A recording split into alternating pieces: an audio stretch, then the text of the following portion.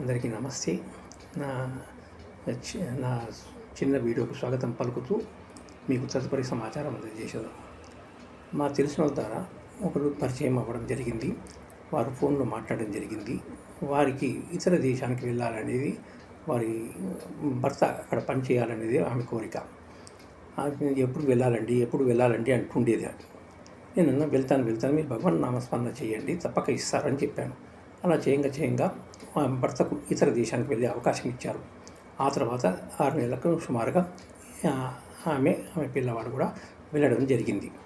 కానీ వెళ్ళినాక ఒక్కసారి నాకు ఫోన్ మాట్లాడడం, నా మెసేజ్లకు రిప్లై ఇవ్వడం జరిగిన తర్వాత మెసేజ్లకు రిప్లై లేదు, తదుపరి సమాచారం లేదు.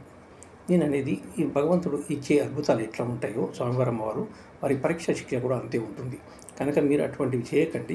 మళ్ళీ వాళ్ళకి వెళ్తే మా పరిధిలో ఉండరు. మీరు ఇతర దేశానికి వెళ్తున్నారు కాబట్టి మీరు బార్డర్ దాటితే మా పరిధిలో ఉండరు. కనుక మీరు ఆలోచించుకోండి అని చెప్పాను. తప్పకుండా అని చెప్పడం జరిగింది.